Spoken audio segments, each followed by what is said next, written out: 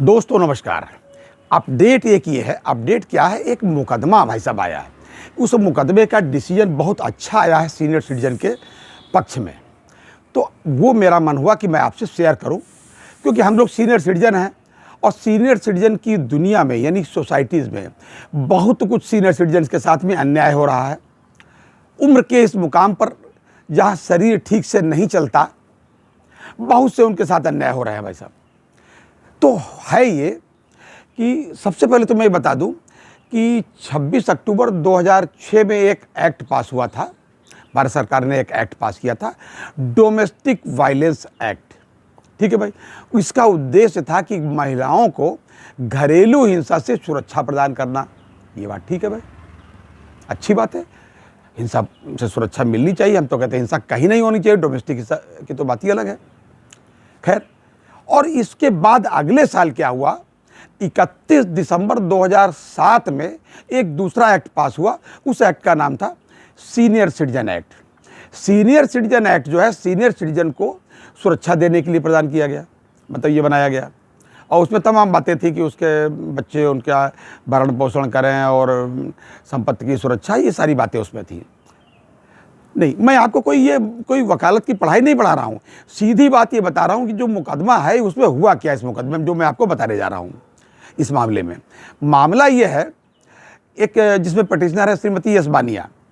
Case है इस तरीके से, श्रीमती यश बानिया versus deputy collector of Bengaluru of urban district and others, इस नाम से है था। मामले में क्या मामला इसमें था कि श्रीमती यश बानिया जो है एक विडो महिला हैं, विडो हैं, उनके पति अब नहीं है, तो उनके घर में उनका बेटा और उनकी बहू रहते हैं।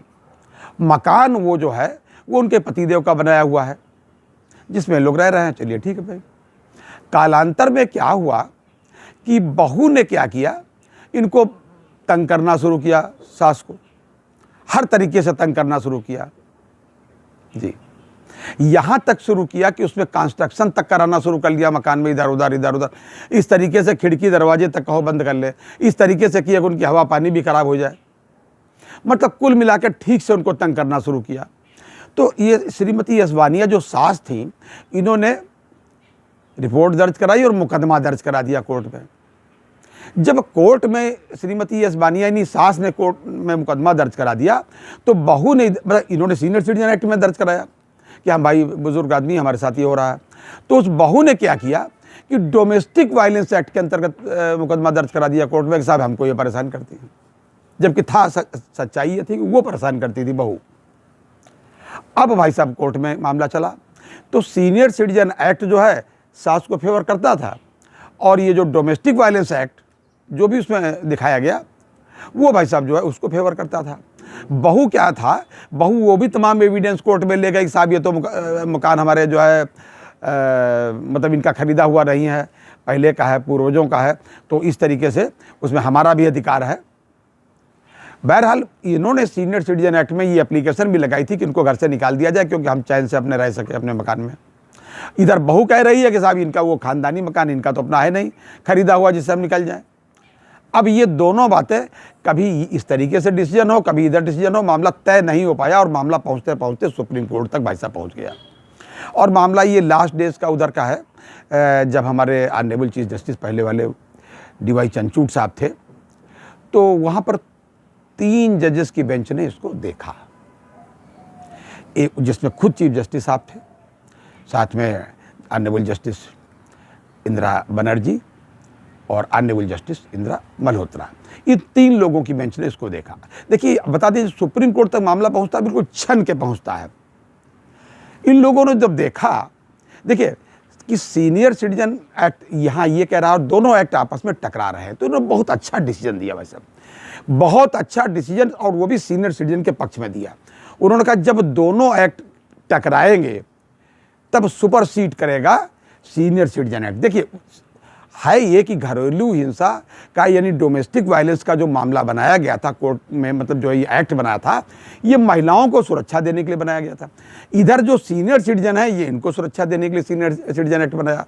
लेकिन इधर सीनियर सिटीजन जो थी वो महिला भी थी, तो बाद में इन्होंने ये डिसीजन दिया जज साहब ने, पूरी बेंच ने उनको, कि चूंकि ये उनका भरण पोषण देखिए करने के बजाय उनको तंग करती है ये बहू, और लड़का उसको परोक्ष रूप से समर्थन करता है, लड़का उसको परोक्ष रूप से समर्थन करता है, इसलिए ये यहाँ रहने के अधिकारी नहीं है। भाई सीनियर सिटीजन एक्ट में खाली ये नहीं है कि उनको सुरक्षा के साथ साथ उसके परिवार के बच्चे और ये सब उनको भरण पोषण करें, इस तरीके से तमाम बातें उसमें थी। तो ये डिसीजन उनका जज साहब का आया, जज साहब का पूरी बेंच का, कि ये सीनियर सिटीजन के पक्ष में ये गया, और तब उनको मकान खाली करना पड़ा।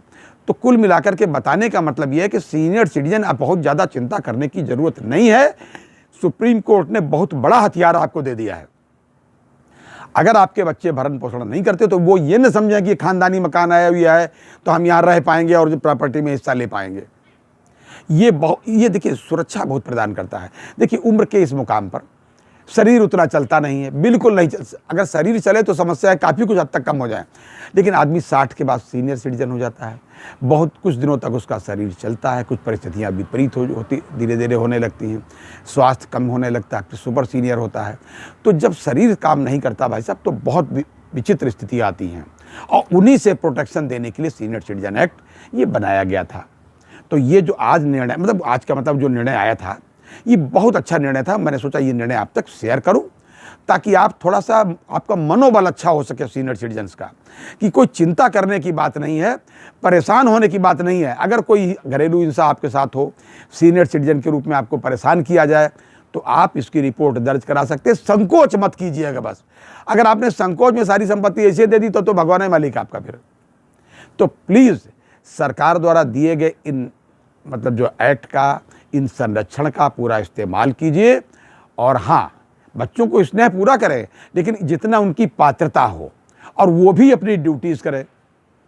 तो ये था आज तक का अपडेट। अगली बार किसी अन्य अपडेट के साथ फिर मिलते हैं, तब तक के लिए इजाज़त दीजिए। जय हिंद, जय भारत, नमस्कार।